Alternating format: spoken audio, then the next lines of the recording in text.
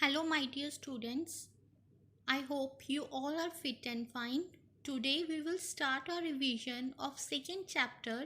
In this chapter, we will see the various means by which the plants may develop. So, let us start our chapter, that is reproduction in plants. What do we mean by this term? It is the process by which new organisms they are generated from older generation. It is actually a process by which living organisms they produce new generation of their own kind. It is the fundamental feature of all living beings. So, what is the process? It is the process by which the living organisms they produce new organisms from their older generation, and it is the fundamental feature of all the living organisms. Now, there are some modes of reproduction in plants, and these modes are asexual method, vegetative propagation, then is the sexual method. So these methods are further divided into following types, that is fission, budding, fragmentation and spore formation. Then vegetative propagation is further divided into two types. First one is natural method of vegetative propagation, and the second one is the artificial method of vegetative propagation. In the natural method, we will observe how the new plants they are generated through vegetative propagation with the help of roots, by stem and by adventitious buds on leaves. And in the artificial method, we will observe the new organisms, the new plants, how they are produced by stem cutting, by layering, by grafting and by tissue culture. Then is the sexual method of reproduction. So these are the modes by which the living organisms, that is here we are dealing with plants, means plants they will produce the new organisms of their own kind. So let us study first the difference between asexual and sexual methods. So in asexual method, it is involving only one parent. It involves only one parent. However, in sexual method, two parents are involved. Two parents are involved and the two parents are of opposite sex. Then the gametes, in asexual method, no gametes are formed. But in sexual method, two types of sex cells are involved, that is male gametes and female gametes. Male gametes are the sperm and the female gametes are the ovum, right? And here zygote is not formed. What is zygote? Zygote is the first cell which is produced after fusion of male and female gamete. What is zygote? Zygote is the first cell which is formed after fusion of male and female gamete. Or in other terms, you may say zygote is a fertilized ovum. What is zygote? Zygote is a fertilized ovum. So, in asexual method, no zygote is formed, but in sexual method, male and female gametes they fuse together and they form zygote. In asexual method, the new individuals they are identical to each other as well as to their parents, and they are referred to as clones. What are clones? These are the new individuals which are identical to each other as well as to their parents. But in sexual method, new individuals they share characters of both the parents. So these are some of the differences between asexual and sexual method. Let us study the first method, that is asexual one. Here we know only one parent is involved, one parent is needed, right? So single organisms divides and produce two or more individuals. neither formation nor union of gametes is there, right? And the individuals, they are genetically identical to their parents as well as to each other, and thus these individuals are referred to as clones. What are clones? These are the new individuals that are genetically identical to the parent as well as to each other. They are referred to as clone. Clones, similarly, in simple terms, we may say these are the exact copy of a parent cell. So this is the asexual method. In this we will study further binary fission, right? First one is binary fission. In binary fission, an individual, it divides into two identical daughter cells. Let us assume this is a bacterial cell, right? We know bacteria, it is a single cellular organisms and it is a prokaryotic.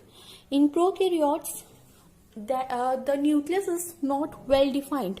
So let us assume this is the genetic material of the bacteria and it is surrounded by a cell wall, and inner to the cell wall there is plasma membrane. So this is a bacteria. First step in binary fission is that the cell will elongate and the DNA is replicated.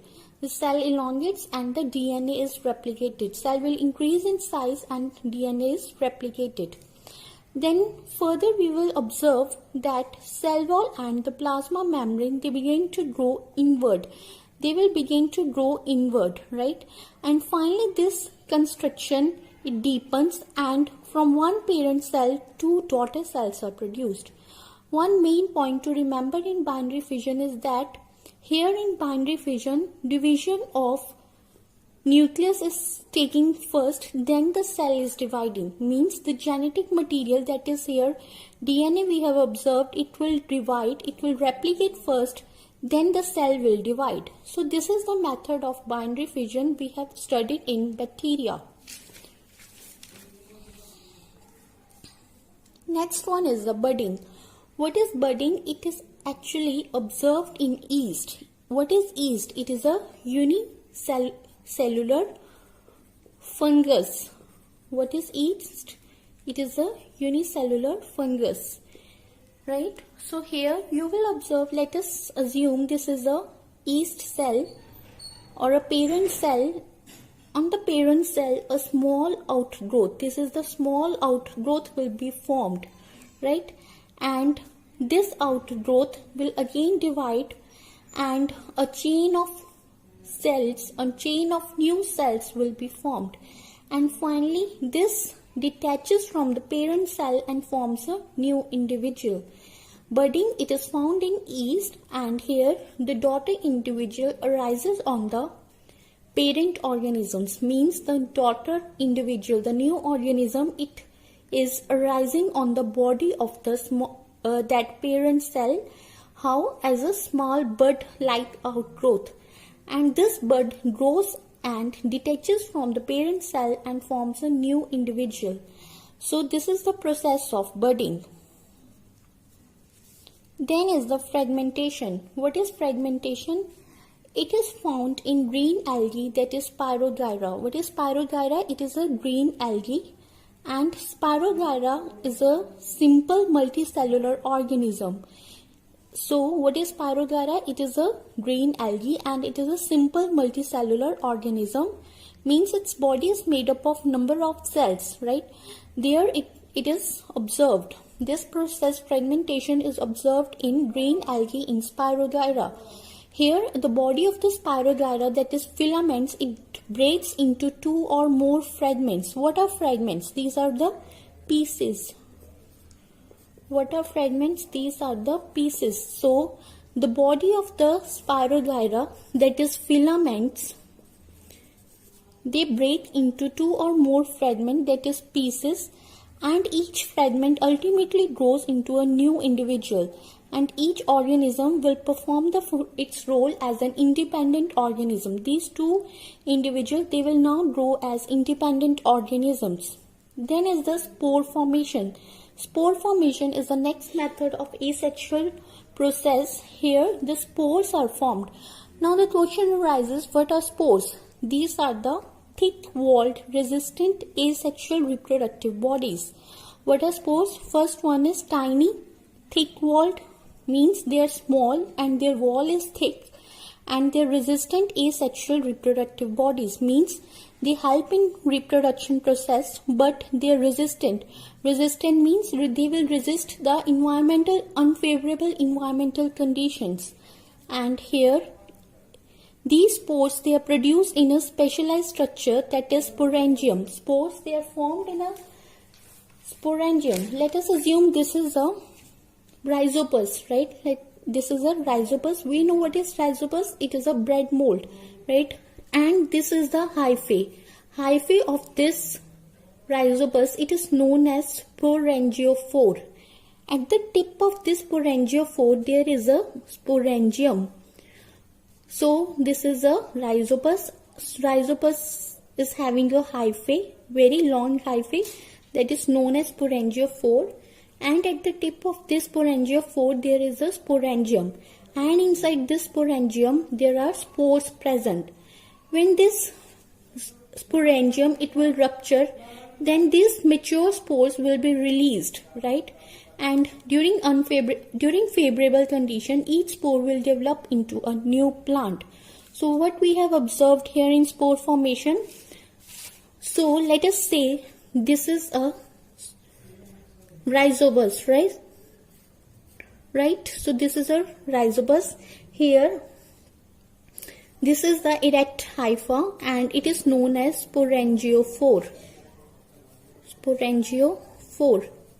And at the tip of this sporangiophore, there is a sporangium. This is sporangium.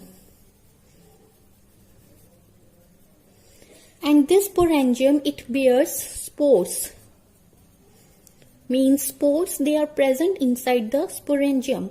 When this sporangium, it will rupture, then these spores will released outside, right? And under favorable conditions, these spores will develop into a new plant. So these are some of the methods of asexual process in plants. So what methods we have learned today? That is, firstly we have studied the definition, then we have studied the modes, that is asexual, vegetative propagation, then sexual process. Then we have studied the differences between asexual and sexual reproduction. Then we have studied asexual reproduction, what is there only one parent is involved and there is no formation of gametes and no zygote is formed, right? Then we have studied the further types, that is binary fission, budding, fragmentation and spore formation, which will help in the development of the new organism through which process? Through asexual process, right? So that's all for today. Take care.